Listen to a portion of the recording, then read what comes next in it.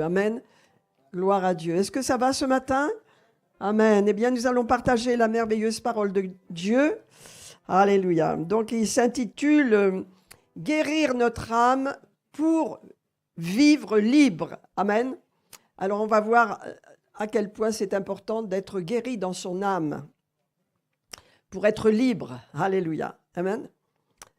Gloire à Dieu. Seigneur, te remercions pour cette parole. Père, tu me diriges, tu me conduis de façon à ce que cette parole produise de bons fruits dans la vie de tes bien-aimés, Seigneur. Ouvre nos cœurs, Seigneur. Ouvre nos cœurs spirituels, alléluia, afin que nous discernions, alléluia, au travers de ce message que tu veux nous donner, Seigneur, ce matin. Au nom de Jésus. Amen, amen, alléluia. Alors, pour le moment, je veux commencer par Matthieu 7.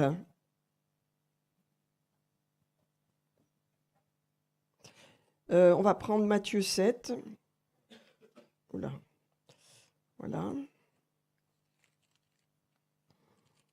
Gloire à Dieu. Matthieu 7, le verset 24.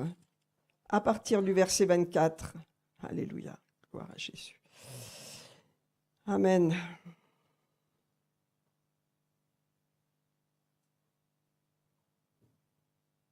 Ce passage, vous voyez, à partir du verset 21, Jésus dit quelque chose de terrible. Il dit « Ceux qui me disent Seigneur, Seigneur n'entreront pas tous dans le royaume de Dieu. » Amen.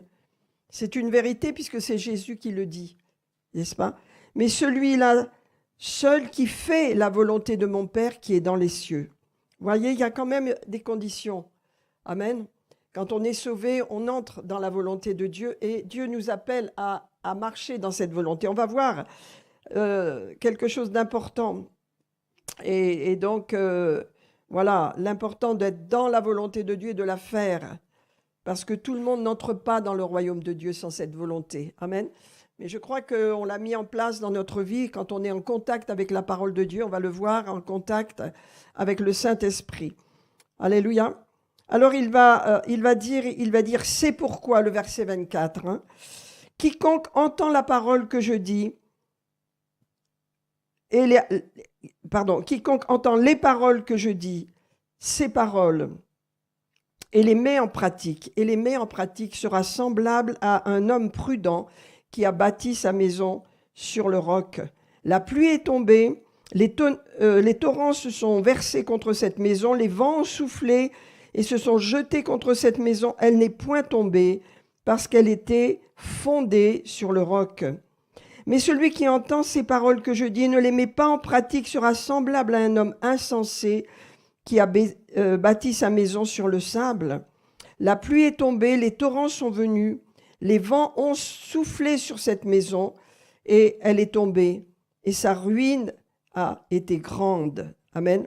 Alors tout le monde connaît très bien ce passage, ils sont dans les trois évangiles. Mais ce passage nous parle qu'il y a deux catégories de personnes, n'est-ce pas, dans ce passage. Il y a la personne qui va mettre la parole en pratique. Et vous voyez, mettre la parole en pratique, c'est quand même difficile, c'est pas facile, n'est-ce pas? Parce qu'on voit que cette personne, elle a dû creuser pour mettre des fondations. Amen. On voit également que ce qui est important, c'est pas les torrents, c'est pas les vents, au contraire, c'est la fondation qui compte. Amen.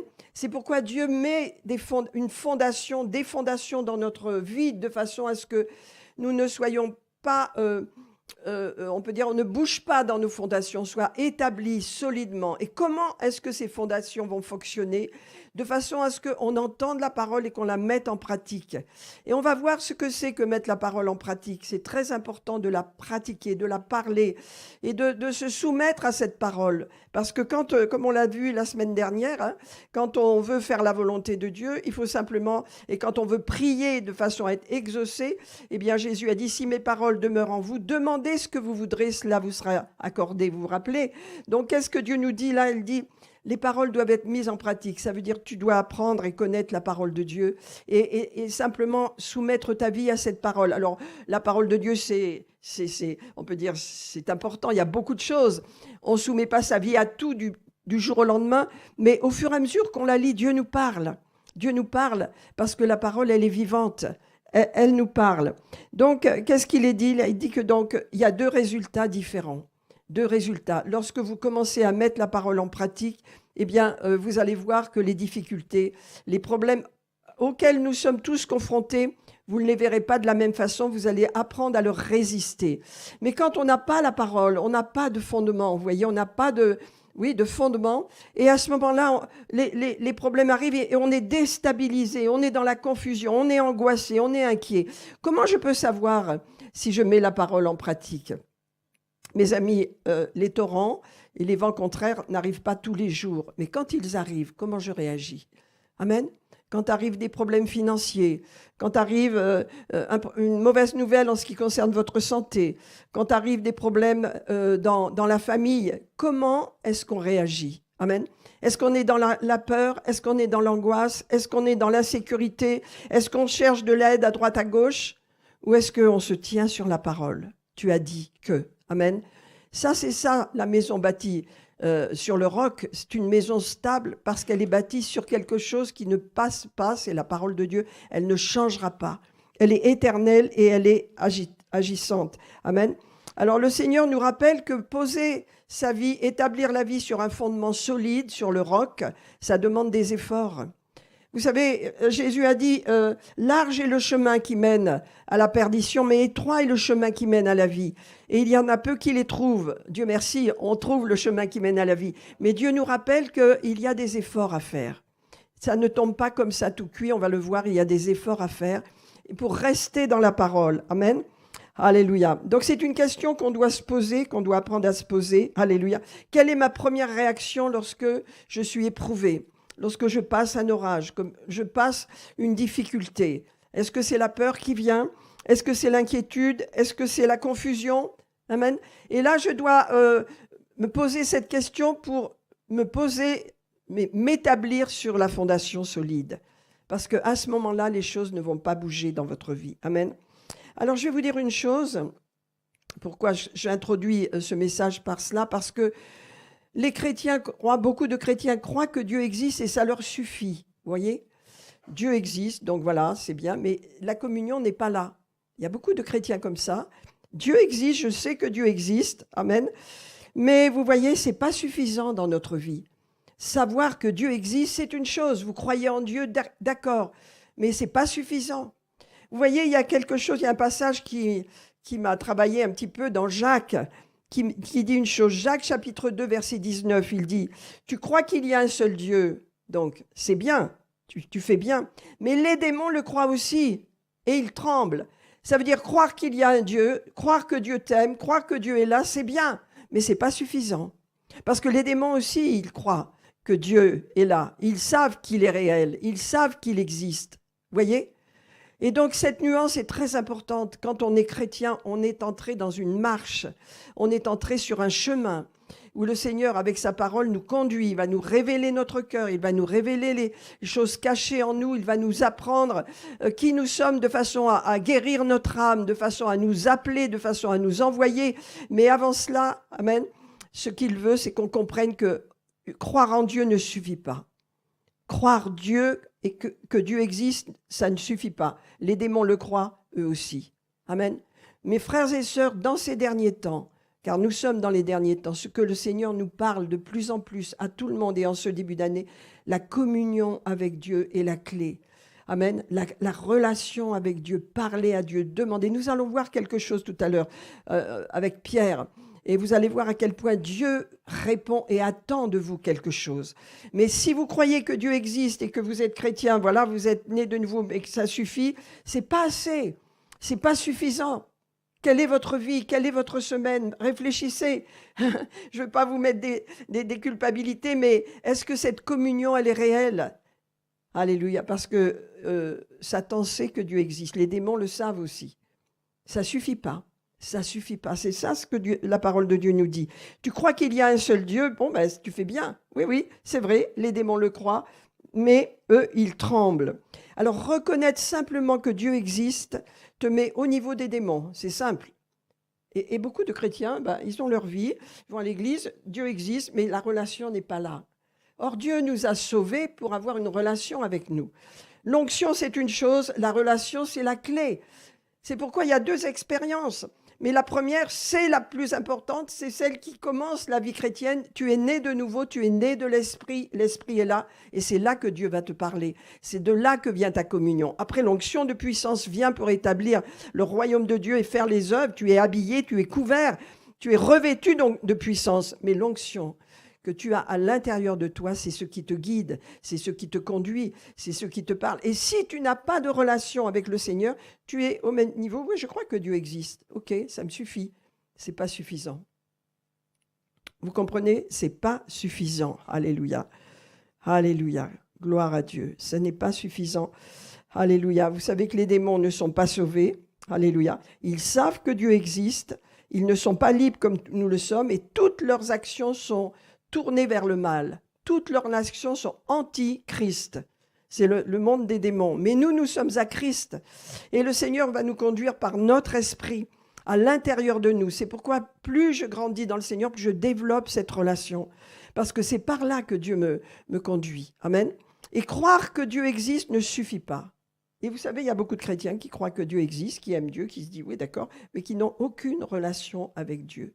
C'est pourquoi ce verset est terrible. Ceux qui me disent Seigneur, Seigneur n'entreront pas tous dans le royaume de Dieu. Amen. C'est tout simple d'avoir une relation avec Dieu. On va le voir, parce que quand on connaît Dieu, combien il est bon, combien il est compatissant, comment ne pas parler avec lui? Comment ne pas avoir une relation? Qu'est-ce que ça veut dire une relation? C'est parler avec votre Dieu. C'est parler, c'est lui expliquer ce que vous vivez, c'est lui demander de l'aide, c'est être en communion avec votre meilleur ami. Parce qu'il est votre meilleur ami, il est vraiment votre meilleur ami. Alléluia.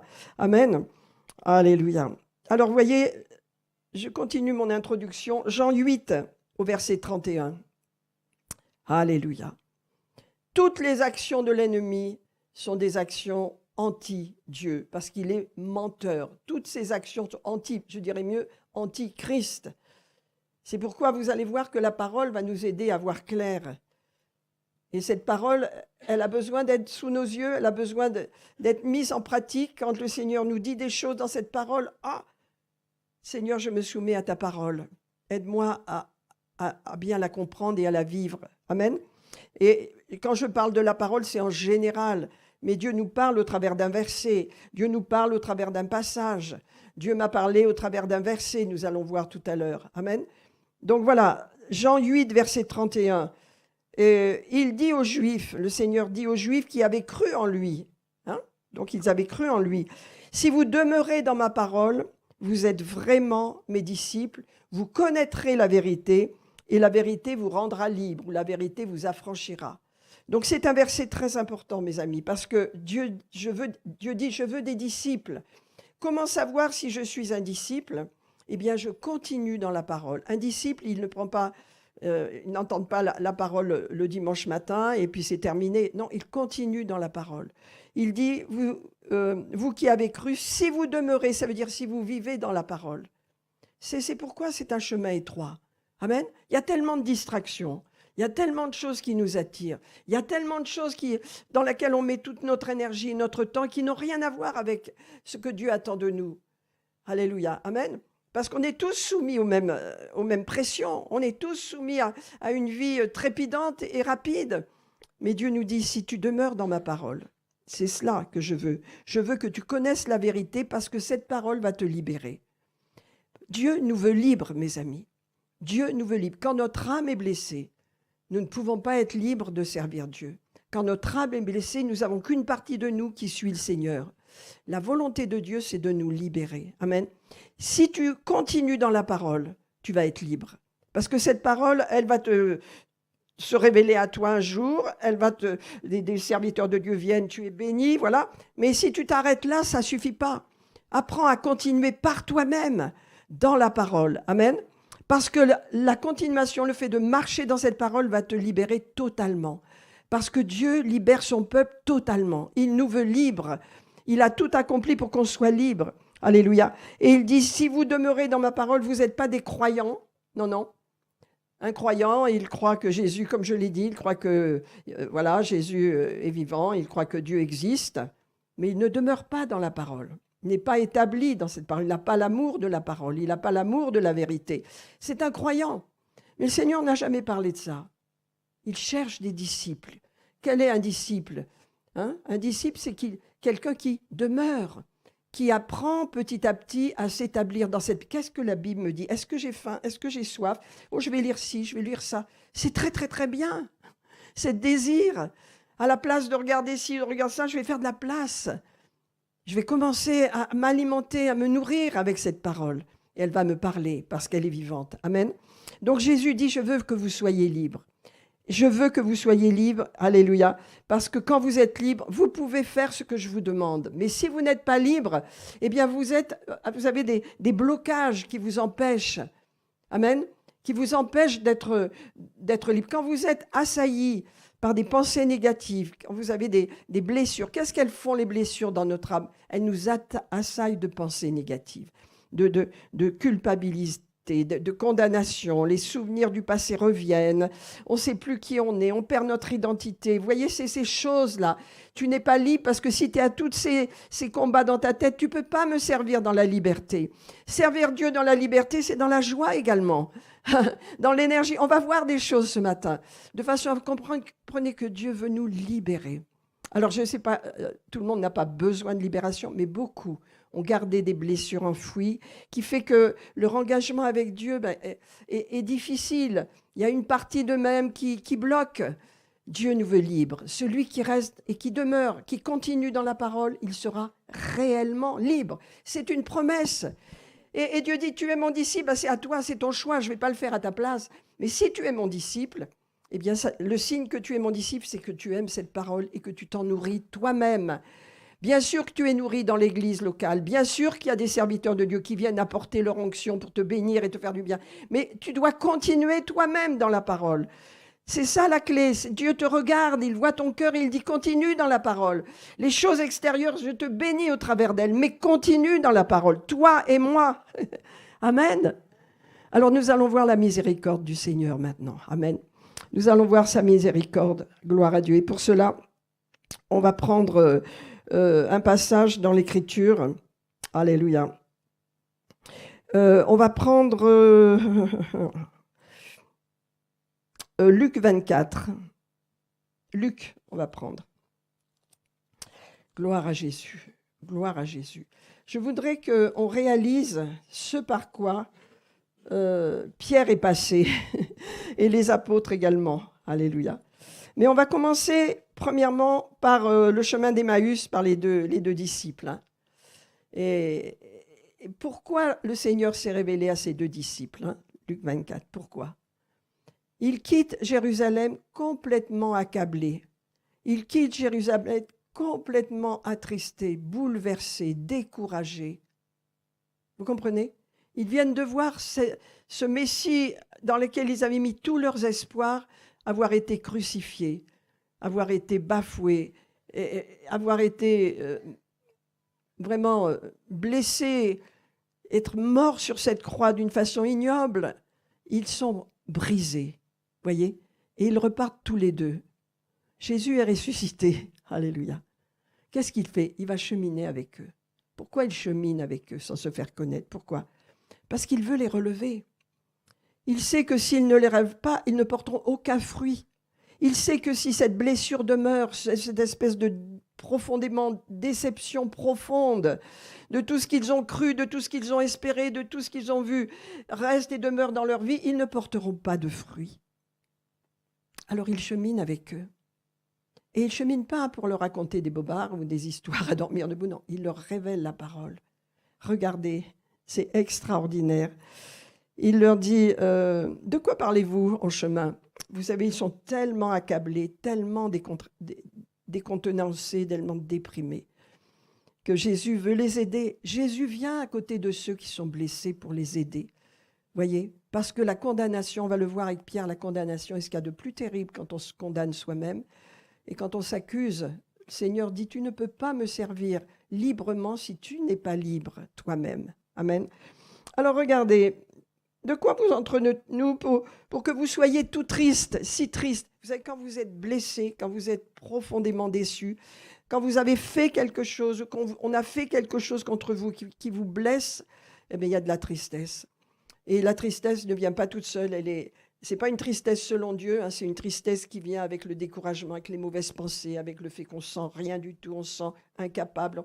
C'est affreux, c'est une torture de l'âme. Derrière cela, il y a une blessure, voyez. Alors Jésus arrive, tout frais, ressuscité. Alléluia. Et il va leur dire, pourquoi est-ce que vous êtes si triste? Et toi, tu n'es pas le seul à savoir ce qui vient de se passer? Alors il dit quoi? C'est rigolo. Et il va leur dire, ben voilà, voilà ce qui s'est passé. Et il va leur dire leur désespoir. Eh bien, ce qui est arrivé à Jésus de Nazareth, qui était un prophète puissant en œuvre et en parole devant Dieu et devant tout le peuple, et comment les principaux et nos magistrats l'ont livré pour le faire condamner à mort, ils l'ont crucifié. Et ils disent, nous espérions que ce serait lui qui délivrerait Israël. Mais tout cela, voilà, ça fait 3 jours que ça s'est passé. Mais pourtant, il y a des femmes qui sont venues nous dire qu'il s'était passé quelque chose, qu'ils l'avaient vu, voilà. Quelques-uns se sont rendus au sépulcre, ils ont trouvé les choses comme elle leur avait dit. Et Jésus dit, ô homme, sans intelligence, alléluia, et dont le cœur est lent à croire, tout ce qu'ont dit les prophètes, ne fallait-il pas que le Christ souffrit ces choses et qu'il entra dans sa gloire? Il est toujours en train de marcher avec eux. Ils vont chez eux, ils habitent Emmaüs, voilà. Ils vont chez eux, ils sont en chemin, n'est-ce pas? C'est le soir, la nuit commence à tomber, et Jésus va leur expliquer les Écritures. Vous vous rendez compte? Le soin qu'il prend de ces 2 gars, qui étaient des disciples complètement découragés. Pourquoi? Parce qu'il quitte le lieu de la bénédiction. Il veut qu'ils soient là pour la Pentecôte, voilà. Il veut qu'ils soient là pour recevoir l'effusion. Il vient les encourager. Il a fait beaucoup d'autres choses que l'on ne sait pas. Mais ces 2-là, n'est-ce pas, ils sont revenus. Alors regardez, il va leur expliquer les Écritures. Et tout à coup, ils arrivent à la maison et ils leur disent, ben, entre, tu ne vas pas rester tout seul là. Parce que Jésus allait continuer. Ils ont dit, non, entre. Viens, on ne va pas te laisser tout seul, c'est la nuit, rentre. Alors Jésus entre avec eux. Il n'est pas il ne contradit pas ses disciples, Jésus.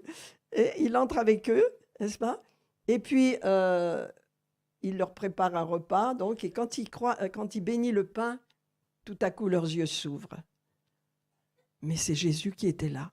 Et il disparaît de leurs yeux. Qu'est-ce qui s'est passé? Ils ont été restaurés, mes amis.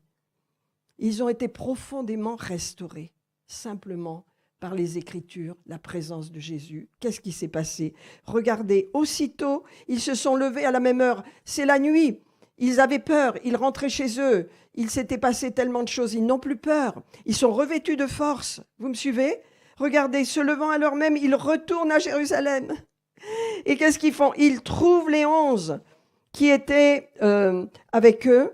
Ils étaient assemblés. Et qu'est-ce que leur dit les 11? Regardez, le Seigneur est réellement ressuscité. Et il est apparu à Simon. Amen. Vous savez qu'on n'a aucune information là-dessus. Il est apparu à Simon. Et ils racontèrent ce qui leur était arrivé en chemin. Il est apparu à Simon. J'aimerais qu'on prenne une autre écriture pour que vous compreniez bien ce qui s'est passé. Elle est dans, je crois, dans Corinthiens, dans les Corinthiens, 1 Corinthiens 15, je pense, si je vais le retrouver. Non, tant pis.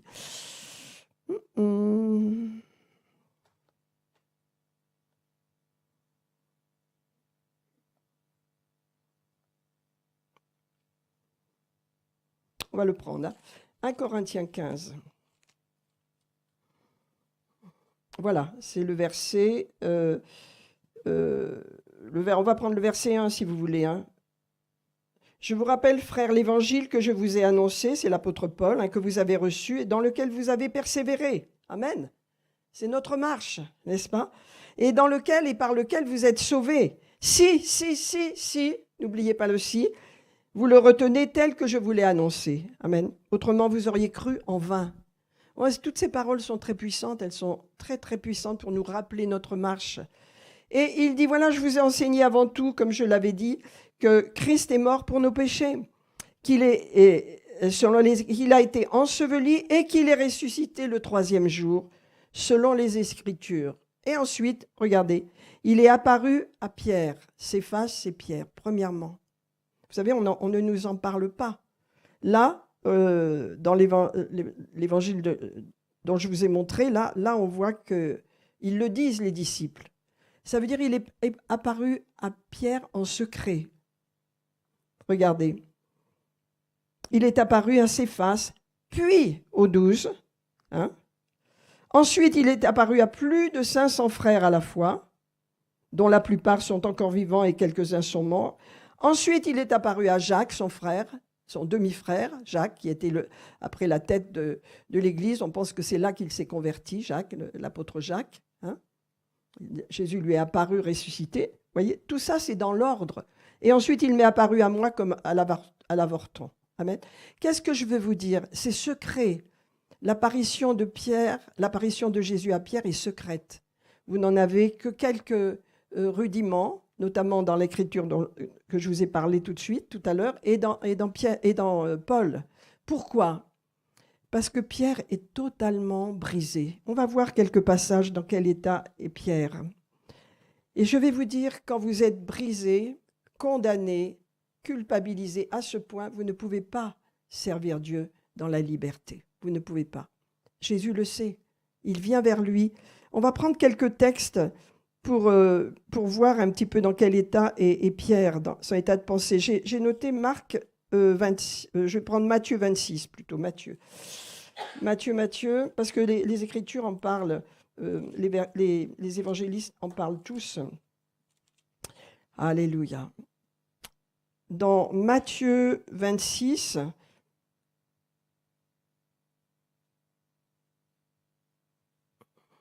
vous avez ce passage au verset 30 où Jésus va à Gethsémani, après le repas du Seigneur. Il les prépare, il leur dit, je serai pour vous tous cette nuit une occasion de chute, car il est écrit, je frapperai le berger et les brebis du troupeau seront dispersées. Mais après cela, je serai ressuscité, après que je serai ressuscité, je vous précéderai en Galilée. Pierre prend la parole et lui dit, quand tu serais pour nous une occasion de chute, tu ne le seras jamais pour moi. Voyez la position de Pierre. Tu ne seras jamais pour moi une occasion. Je t'aime tellement. J'ai tellement confiance en toi. Jamais je serai ébranlé. Voilà la position de Pierre. Il est fort dans sa confiance en Dieu. Il est fort en lui-même. Mais tout son être est dans cette parole. Tout son être est entièrement engagé dans cette parole. Vous comprenez? Alléluia. Pierre lui dit, quand il faudrait mourir pour toi, il lui dit un peu plus loin, moi je ne te renierai jamais, le verset 34. Alléluia. Jamais. Et tous les disciples ont dit la même chose. Alléluia. Alléluia. Mais Jésus va répondre à Pierre et va lui dire, tu sais, Pierre, cette nuit même, avant que le coq chante, tu me renieras 3 fois. Ça veut dire, tu ne sais pas de quoi tu parles. Mais on voit qui est Pierre, on voit son cœur, on voit son engagement, on voit sa passion pour Jésus, n'est-ce pas? Eh bien, vous voyez à quel point il va tomber, à quel point il va sombrer, à partir du moment où Jésus va être enterré et à partir du moment où il va ressusciter. Il va être complètement écrasé, complètement condamné, complètement bouleversé. Tout ce qu'il a fait et tout ce qu'il a dit lui revient. Et il dit, comment j'ai pu renier Jésus? Comment j'ai pu l'abandonner? Comment j'ai pu être infidèle? Et il s'accuse, et il se condamne. Vous voyez? Pourquoi on n'a aucune idée de ce qui s'est passé entre Jésus et Pierre? Parce que c'est en premier que Jésus est apparu à Pierre. C'est en premier, avant tout, n'est-ce pas? Il est apparu à Marie de Magdala en premier, bien sûr, les femmes, mais ensuite à ses disciples, c'est à Pierre qu'il est venu. C'est vers Pierre qu'il est venu. Pourquoi? Parce que Pierre est tellement brisé, et tellement blessé, que jamais il ne pourra servir Dieu, si cette blessure n'est pas guérie. Voyez? Et on voit l'amour de Jésus. Jamais Jésus n'abandonne ses disciples. Vous êtes ses disciples si vous continuez dans la parole. Il se peut qu'il y ait des choses qui ne vont pas. Il se peut que votre passé vous rattrape. Il se peut qu'il y ait des condamnations qui viennent en vous. Mais Jésus dit non, tu ne peux pas. Je vais te guérir. Parce que si je ne te guéris pas, tu ne pourras pas me servir. Vous savez, Jésus a dit, je ne sais plus dans quel passage, hein, c'est dans Luc 22, il a dit, Satan t'a rétabli, t'a réclamé Pierre.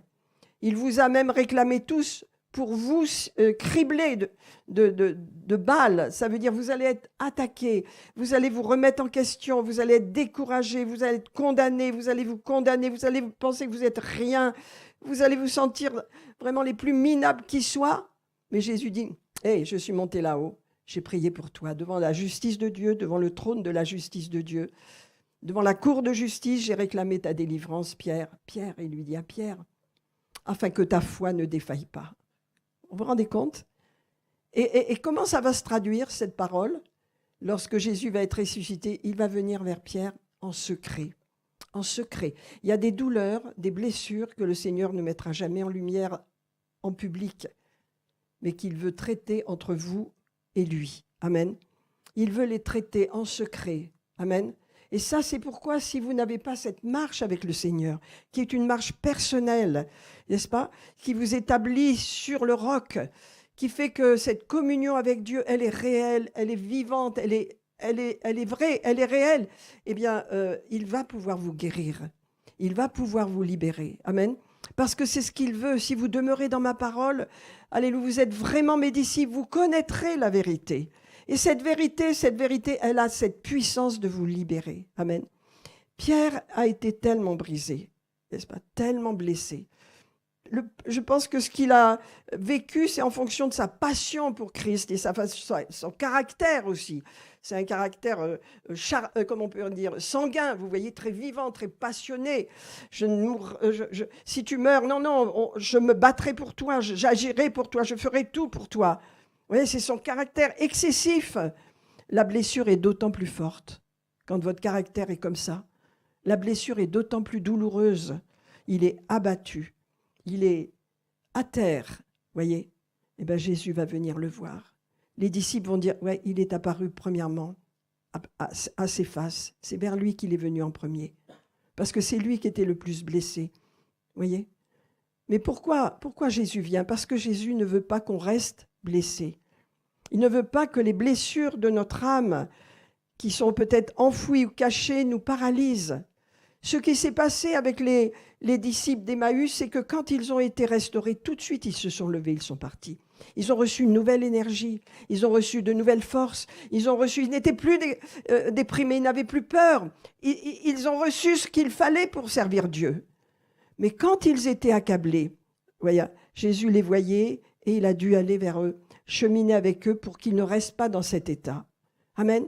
Est-ce que vous réalisez qu'être dans un état de blessure profonde, on cache, mais on sait qu'on a des mauvais moments, on sait qu'avec nous-mêmes, on se laisse, on peut dire, culpabiliser, plutôt condamner, c'est ça le mot, parce que Pierre se sentait tellement condamné, il se condamnait lui-même. Comment j'ai pu faire ça ? Comment ? Les autres ne l'ont pas fait, c'est moi qui ai fait ça. Comment j'ai pu le trahir ? Les autres ne l'ont pas trahi, Jean ne l'a pas trahi. Ils ont fui, mais ils ne l'ont pas trahi. Moi, j'ai trahi en parole, j'ai menti. Comment j'ai pu faire ça ? Vous vous rendez compte ? Vous voyez son âme, dans quel état il est ? Amen. Ben, Jésus dit, je vais t'aider. Je ne veux pas que tu restes comme ça. Après, je vais t'appeler pour ma mission. Mais avant, je veux que traiter avec ton âme. Et c'est ce que je voudrais vous faire passer, frères et sœurs. Dans le secret de votre vie personnelle, il y a des choses cachées que vous ne confierez peut-être même pas au pasteur, que vous ne confierez peut-être même pas à votre époux, à votre épouse, mais que le Seigneur connaît et qui vous bloque, qui vous empêche d'être pleinement rempli de joie et de force, n'est-ce pas ? Et ça revient de temps en temps, ça revient vous condamner, ça revient vous attaquer. Alléluia, Jésus va cheminer avec vous. Il ne veut pas que votre âme reste blessée. Amen. On va croire ce matin pour vraiment une guérison. Alléluia. La main de Dieu qui se pose sur vous, afin qu'il y ait une guérison effective. Vous savez, qu'est-ce qu'a fait Jésus avec les disciples d'Emmaüs ? Il a cheminé avec eux et leur a partagé la parole. C'est cette parole, si vous demeurez dans ma parole, vous serez libres. La parole de Dieu, mes amis, ce n'est pas quelque chose de doctrine, la doctrine. Oui, il faut connaître la doctrine. Mais la parole, elle est vivante. Elle est vivante, elle va vous enseigner, elle va vous corriger, elle va vous guérir, elle va agir dans votre vie. Elle va être comme un miroir qui vous révèle votre âme, n'est-ce pas? Donc c'est pourquoi c'est extraordinaire de comprendre que à l'intérieur de nous, on ne peut pas rester avec nos blessures qui ne sont pas cicatrisées. On ne peut pas rester avec le fait que je suis chrétienne, donc je sais que Dieu existe et ça suffit. Non, il y a plus.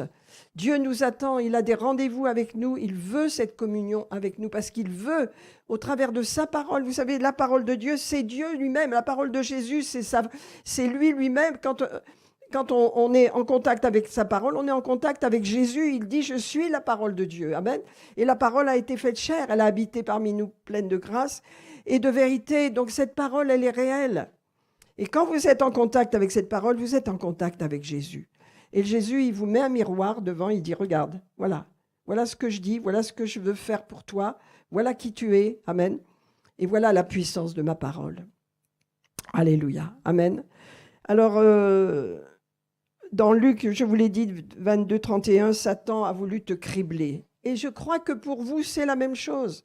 Alors, je ne dis pas que tout le monde est blessé, que tout le monde est criblé, hein. Moi, je ne me sens pas blessée. Il y a longtemps que j'ai réglé beaucoup de problèmes. Et je ne pense pas que on a toujours quelques blessures, mais je ne pense pas. Mais on marche avec la parole nous libère et nos blessures se guérissent. Parce que si tu es blessé, mon frère, ma soeur, tu es paralysé. Tu es enfermé dans ton blocage et tu ne penses qu'à toi. Tu penses qu'à tes problèmes, tu penses qu'à toi. Et tu ne peux pas t'ouvrir à ce que Dieu veut. Parce que Dieu te veut libre. Pourquoi? Pour que tu t'ouvres à ce qui est autour de toi, pour que tu donnes ce que tu as. Quand tu es blessé, l'ennemi ferme la porte. Il ferme la porte autour de toi et tu restes enfermé dans tes blessures. Amen. Mais quand tu es restauré, quand tu es guéri, quand la parole continue d'œuvrer parce qu'elle est guérissante, elle est révélation, elle est vie, eh bien, il y a quelque chose qui se fait au fur et à mesure dans le temps. Amen. Dans le temps, ça se fait. Alléluia. Amen. Donc, Jésus est apparu à Pierre en secret. Notez bien cela. Notez bien cela. Alléluia. Luc 24, 34. C'est extraordinaire. Luc 24, 34, je voudrais le relire. Les disciples d'Emmaüs remontent. Vraiment, ce verset m'a sauté aux yeux. J'ai dit, mais comment ça se fait? Il est apparu à Pierre. Après, je me rappelle de 1 Corinthiens 15 et je me dis, bon, pourquoi il est apparu à Pierre en premier? Parce que Pierre était profondément blessé plus que les autres. Son âme, il n'aurait jamais pu se relever si Jésus ne l'avait pas relevé. Amen. Amen. Alors, le résumé de tout ça, c'est que mon frère, ma soeur, si tu es blessé, alléluia, Jésus veut te guérir parce que Dieu veut que tu sois libre. Alléluia. Amen. Alléluia. Alors, ce verset 34 de Luc 24 dit, le Seigneur a dit aux deux, ils ont dit, les 11 disciples, aux 2 disciples d'Emmaüs, ils ont dit, mais le Seigneur est réellement ressuscité, on le sait, toi aussi, vous aussi, d'accord, mais on le sait. Et il est apparu à Simon en premier. Alléluia. Gloire, mes amis, ça c'est quand même extraordinaire pour nous comme leçon. Alléluia. Amen. Premièrement, Jésus ressuscité, notre Sauveur, notre Seigneur, il cherche à guérir les cœurs brisés. Il nous cherche, il vous cherche. Amen.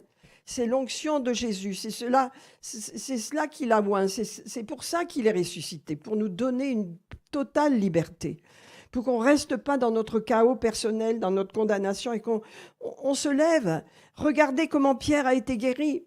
Alors vous dites, oui, mais après il s'est passé quelque chose. Oui, après ils se sont retrouvés au bord du lac pour pêcher. Jésus est venu, n'est-ce pas? Ils ont mangé ensemble et là il a mis Pierre en position de leader. Mais il l'avait déjà guéri avant. Il lui dit, voilà mon appel pour toi. Je ne peux pas t'appeler si tu n'es pas guéri. Je ne peux pas t'appeler, je ne peux pas t'utiliser si tu n'es pas déjà guéri. Amen. Dieu l'a guéri premièrement en secret et deuxièmement, il l'a appelé en disant m'aimes-tu Pierre? M'aimes-tu Pierre? Vous vous souvenez? 3 fois. Hein? Oui Seigneur, tu sais que je t'aime, alors paie mes brebis. Devant tous ses disciples, il l'a fait parce qu'il lui a donné cette mission après l'avoir guéri. Amen. Vous comprenez ce que je vais vous dire ce matin? C'est que c'est en secret que le Seigneur a guéri Pierre. Amen. C'est en secret qu'il a guéri son âme. Les 2 disciples d'Emmaüs aussi, il a cheminé avec eux pour les guérir, pour qu'ils reviennent à la maison de Dieu, qu'ils reviennent à Jérusalem et reçoivent l'effusion de l'Esprit 40 jours, 50 jours après Pâques, avec cette effusion qui va descendre pour qu'ils soient actifs dans le royaume de Dieu. Mais aujourd'hui, il y a tellement de gens blessés, tellement de chrétiens blessés. Les vies sont difficiles, il y a des divorces, il y a des abandons, il y a des trahisons, il y a beaucoup de choses. Amen. Et Dieu veut guérir. Et vous savez, il ne va pas mettre des heures et des mois Non, il peut vous guérir instantanément. Je pense qu'il va le faire ce matin. Amen. Il peut vous guérir instantanément. Si vous vous sentez blessé, tout le monde n'est pas blessé. Hein? Tout le monde n'est pas blessé. Il y a des gens peut-être qui le sont plus que d'autres. Et si vous savez que vous avez encore des blessures et que ces blessures vous bloquent, que vous êtes tourné sur vous, constamment tourné sur vous, à vous remettre en question, à vous condamner, votre passé revient, vous êtes torturé avec cela, c'est le moment de prendre votre liberté. Amen. Mais la clé, mes amis, si vous demeurez dans ma parole, vous êtes vraiment, mais si vous connaîtrez la vérité vous affranchira. Le problème, c'est de continuer dans la parole. Amen. De continuer. Alléluia. Parce que vous voyez, la maison bâtie sur le roc, alléluia, c'est une maison solide, avec des épreuves et des difficultés, mais elle n'est pas ébranlée, vous voyez. Elle ne peut pas être ébranlée. Lorsque vous êtes ébranlé, c'est parce que vous avez ces blessures qui sont là et qui vous remettent en question, et qui vous condamnent et qui vous accusent. Amen. Mais lorsque vous êtes bien bâti sur la parole de Dieu, ça demande un effort, ça demande d'y travailler tous les jours, ça demande de mettre Dieu en premier. Mais le résultat, c'est que la liberté est la clé. Parce que si tu n'es pas libre, mon frère, mes sœurs, tu ne peux pas donner tout ce que tu as. Amen. Tout ce que Dieu a mis en toi, tu es paralysé. Et Dieu ne veut plus que son Église soit paralysée. Il veut que ses disciples soient libres. Et tu es un disciple, mon frère, ma sœur, tu peux le savoir toi-même. Je n'ai pas à te le dire, tu dois le savoir toi-même si tu demeures dans la parole. Si la parole est en toi, si tous les jours tu te nourris, si tu acceptes ce miroir et que tu te remettes en question. Vous savez, le combat de l'Église de nos jours, eh bien, il est celui-ci. C'est la vérité de la parole de Dieu contre les mensonges du diable. Le diable ne cesse de vouloir paralyser l'Église. Plus que jamais, peut-être dans l'année 2026, il y aura des attaques comme cela. Plus que jamais, nous devons libérer nos âmes afin qu'elles soient totalement guéries. Amen. Alléluia. Le diable est un menteur. Alléluia. Dans Jean 17, je vais terminer avec ça, on va prier.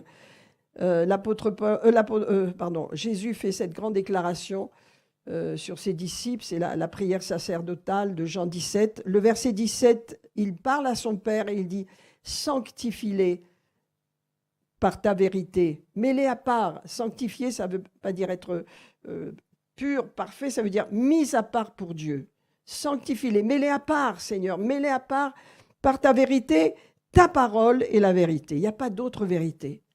C'est pourquoi le peuple de Dieu est attaqué, parce qu'il a la vérité. Le diable sait que cette vérité, eh bien, elle va le confondre.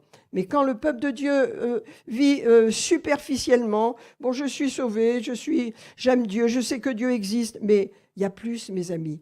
Mais qu'il ne donne pas ce que Dieu attend de lui, c'est-à-dire, je veux ton cœur, je veux ta communion, je veux que tu parles avec moi, je veux t'aider, je veux que tu sois vrai, je veux être ton meilleur ami, je veux cheminer avec toi. Voilà le Seigneur que nous avons, c'est Jésus ressuscité. Amen. Il est à côté de chacun de vous. Il est près de vous. Alléluia. Et il ne variera pas. N'oubliez pas la guérison de Pierre dans le secret. N'oubliez pas, c'est Jésus qui agit comme ça. Il ne va pas exposer vos problèmes. Ça n'intéresse personne. Ces problèmes, c'est entre vous et lui. Alors, quand vous êtes ébranlé, vous allez courir à droite, à gauche, peut-être, ça prouve que vous n'êtes pas assez solide. Mais quand vous êtes dans la culpabilité, dans la condamnation, quand vous doutez de vous, allez, c'est le moment d'aller vers Jésus. C'est le moment de vous rappeler qu'il a guéri Pierre, qui a fait bien plus que vous n'aurez jamais fait. Amen. David aussi a goûté à cette guérison, le roi David, n'est-ce pas? Il avait fait des choses terribles. Hein? Mais sans cette guérison, comment est-ce qu'on peut continuer à vivre pour Jésus? Dieu veut un peuple libre. Amen. Et ce siècle est un siècle où les gens sont blessés, sont bouleversés, sont cassés, brisés par toutes sortes de situations qui arrivent dans leur vie sans même qu'ils soient prévenus. Quelquefois, c'est soudain, c'est violent. Jésus est là, il chemine à vos côtés. Amen. Il est tout près de vous. Il a été près de Pierre, il a été près des disciples, il a été partout. Ce qu'il a fait pendant 40 jours à la résurrection, il est resté pendant 40 jours. Il n'a pas été tout le temps avec eux du matin au soir. Non, il est allé à droite, il est allé à gauche. Il s'est révélé à 500 frères à la fois et à d'autres. On ne sait pas, on le saura plus tard. Mais il a œuvré pour que les gens soient solides, soient libres. Il a protégé son peuple, il les a préparés pour la Pentecôte. Amen. Et à la Pentecôte, vous recevez cette onction, vous recevez cette puissance sur une âme qui n'est pas blessée. Parce qu'à ce moment-là, vous allez libérer ce qui est en vous.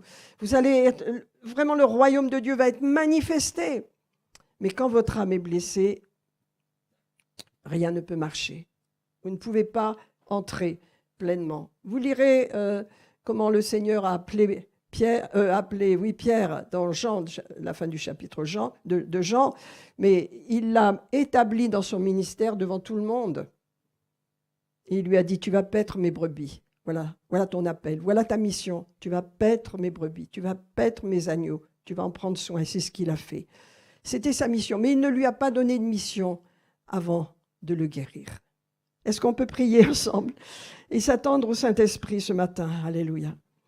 S'attendre à la manifestation du Saint-Esprit. Alors tout le monde peut-être n'est pas blessé, alléluia, mais peut-être beaucoup le sont aussi. Et quelles que soient vos blessures, quelles que soient vos situations, vous accusez, vous condamnez, vous êtes confus sur vous-même, vous n'avez pas une réelle identité parce que votre passé vous accuse, il crie à vos oreilles encore et encore et encore. Ce matin, le Seigneur te dit, alléluia, j'ai pu guérir Pierre, je veux te guérir aussi. Alléluia. Remets-moi tes fardeaux, remets-moi ton passé, remets-moi tes blessures parce que je veux les guérir. Amen. Pierre a pu être efficace parce qu'il c'était un homme restauré. Restauré. Si tu demeures dans ma parole et que mes paroles demeurent en toi, alléluia, tu peux demander ce que tu veux, je vais t'exaucer. Alléluia. Amen. Parce que ma parole est la vérité et elle guérit. Elle a cette puissance de vous restaurer, de vous guérir. C'est pourquoi il faut marcher dans la parole. Tout au long de notre vie, nous marchons dans la parole, nous gardons la parole en nous. Alléluia. Elle continue de nous éclairer, elle continue de nous nourrir, elle continue de nous reprendre, elle nous corrige également. Elle corrige nos mauvaises attitudes, nos mauvaises paroles, nos mauvaises pensées, nos frustrations. C'est la parole de Dieu qui agit. Amen. Et lorsque nous sommes blessés, le Saint-Esprit est là, il va nous guérir ce matin. Alléluia. Je le libère sur chacun de vous ce matin. Tandis que vous identifiez vos blessures, bien sûr que vous savez que Jésus vous a pardonné, bien sûr que vous êtes pardonné, mais la blessure demeure. Pourquoi? Parce que vous continuez de vous accuser, vous continuez de vous penser de vous des mauvaises choses. Ça continue, ça continue. La blessure doit se refermer ce matin. Elle doit se refermer. Je prie la cicatrisation des blessures personnelles, Seigneur, de l'âme de tes bien-aimés, Seigneur. Alléluia. Je prie que tu prospères, a dit l'apôtre Jean, à tous égards, comme prospère l'état de ton âme. Merci, Seigneur. Merci, Seigneur. Nous te remettons nos blessures. Nous te remettons, Seigneur, ce qui continue de nous faire mal à l'intérieur de nous, Seigneur. Alléluia. Et te demandons la cicatrisation de ces blessures, Seigneur. Le baume de Galate ce matin, Seigneur. Alléluia. Alléluia. Jésus le fait ce matin. Jésus le fait. Alléluia. Alléluia. Ne soyez pas confus. Identifiez bien vos blessures ce matin. Identifiez bien ce qui vous tourmente. Ces souvenirs qui reviennent, ces accusations sans cesse sur vous. J'aurais pas dû faire ci, j'aurais pas dû faire comme ça. J'ai fait des erreurs. Et alors, qui n'en a pas fait? Simplement, accepte d'être guéri de ces pensées qui viennent pour t'accuser. Parce que derrière, il y a l'ennemi qui te retient captif et qui t'empêche d'avancer. Alléluia. Si ton âme est guérie, tu es libre. Et comment guérir? Reçois la parole de Dieu. Reçois la parole. Alléluia. Elle est si puissante, cette parole. Alléluia. Alléluia. Sois libéré de toutes tes inquiétudes, de tous tes tourments. Sois libéré ce matin. Oh, alléluia. Ce matin, recevez. Est-ce qu'il y a des personnes peut-être qui ont besoin de la prière, besoin que je prie pour eux? Alléluia. Si c'est votre cas, vous pouvez venir devant. On va prendre le temps de prier. Alléluia. Merci Seigneur. Merci Seigneur. Merci Jésus. Merci Seigneur. Libération Seigneur. Libération Père. Restauration de notre âme Seigneur, afin qu'elle se déploie devant toi. Oh, il y a des personnes qui se sentent tellement inférieures, qui se sentent tellement pas intelligentes, pas capables, qui pensent qu'elles ne sont vraiment pas grand-chose. C'est un mensonge du diable. Satan est un menteur, il est un menteur.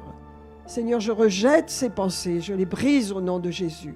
Un enfant de Dieu, alléluia, est intelligent, il a la capacité de Dieu, il a l'intelligence de Dieu. Amen. Est-ce qu'il y a quelqu'un qui a besoin de la prière ce matin? Alléluia. Merci Seigneur, merci Seigneur. Alléluia, gloire à Jésus, gloire à Jésus. Seigneur, merci Seigneur. Aucune condamnation Seigneur. Alléluia, aucun tourment ne peut subsister Seigneur.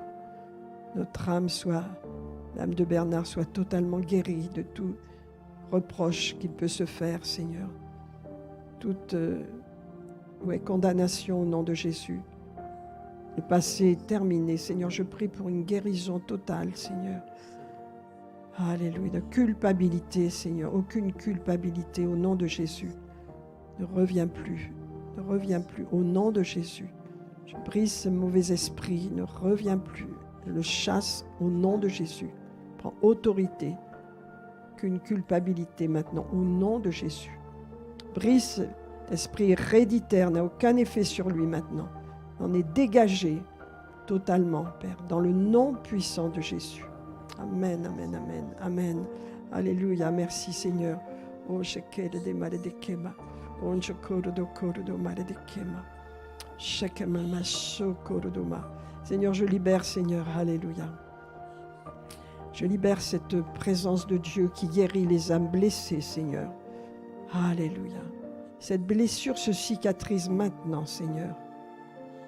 Cette blessure que je vois qui est ouverte se ferme. Allez, ces reproches cessent.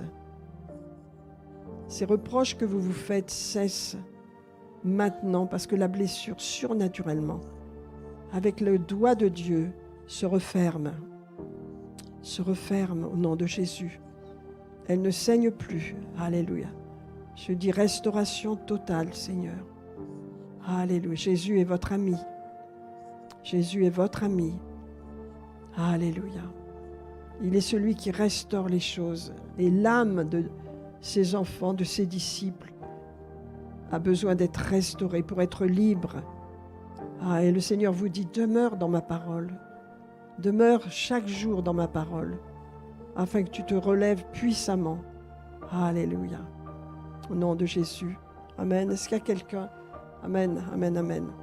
Merci Seigneur. Nous prions Seigneur pour l'âme de Guy, afin qu'il soit totalement libre, Seigneur, de tout ce qui vient pour l'accuser, pour le déstabiliser, Seigneur. Prions qu'il soit libre au nom de Jésus, que tu fermes toutes les portes que l'ennemi veut ouvrir pour l'accuser. Seigneur, nous lions toute accusation contre lui. Au nom de Jésus, prions qu'il soit libre maintenant, Père. Le baume de Galade qui guérit son âme, Seigneur. Totalement au nom de Jésus. Au nom de Jésus, totalement. Merci, Seigneur. Amen. Amen, amen, amen. Alléluia. Recevons, recevons, recevons. Alléluia. Amen. Est-ce que ça va ce matin? Gloire à Jésus. Prions un instant. Alléluia. Merci, Seigneur. Merci pour ta présence, Seigneur Jésus. Alléluia. Combien tu veux être proche de nous. Proche, proche, proche, proche. Comme tu t'es approché des compagnons d'Emmaüs, comme tu as visité Pierre dans son accablement. Tu veux être proche de nous, Seigneur. Oui, respirez un grand coup là. Soyez libres. Respirez parce que la guérison est totalement accomplie. La restauration de votre âme est faite. Mais Jésus vous dit, continue dans ma parole. Continue d'avancer. Ne t'arrête pas en chemin. Continue dans cette parole. Alléluia. Amen. Gloire à Dieu, gloire à Dieu, gloire à Dieu. Alléluia. La parole, c'est le plan stratégique pour notre vie. Alléluia. Gloire à Dieu. Je voudrais simplement vous lire 2 Timothée, parce que si on comprend que la parole, elle a une fonction importante pour nous. Dans 2 Timothée, le chapitre 3, le verset 16 et 17 nous dit « Toute écriture est inspirée de Dieu. » Voilà. Et elle est utile. L'écriture est utile. Elle est utile pourquoi? Pour nous enseigner, pour nous convaincre, pour nous corriger, mes amis. Pour nous corriger, ça veut dire pour nous restaurer. Non pas nous corriger avec un coup de baguette sur la tête, nous corriger dans nos pensées, dans ce qu'on pense, dans notre façon de voir les choses. Pour nous corriger. Et pour nous instruire dans la justice. On ne peut pas mettre de côté. On ne peut pas mettre de côté cette parole. Elle a une fonction dans notre vie. Et il est dit pourquoi? Afin que l'homme de Dieu, la femme de Dieu soit accomplie et propre à toute bonne œuvre. Amen. Notre Bible, elle a une fonction. Elle œuvre en nous, elle nous instruit, elle nous corrige. Elle œuvre. Ne la mettons pas de côté, mes amis. Amen. Seigneur, je te bénis pour ta parole ce matin, Seigneur. Je te bénis parce que notre vie s'établit sur ce roc solide, afin que nous ne soyons jamais ébranlés, que nous ne doutions pas de ce que tu es, de ce que tu as fait en nous, que le doute soit rejeté de notre vie, qu'il n'y ait pas de doute sur qui nous sommes, Seigneur. Et merci de cheminer à nos côtés, Seigneur. Merci d'être là.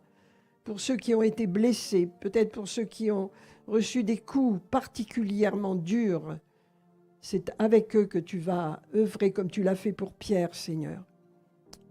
Alléluia. Dans le secret, tu vas complètement les restaurer, Seigneur, afin qu'ils se relèvent totalement, qu'ils puissent entrer dans ce que tu as pour eux, Seigneur, afin qu'ils soient libres, totalement libres, au nom de Jésus.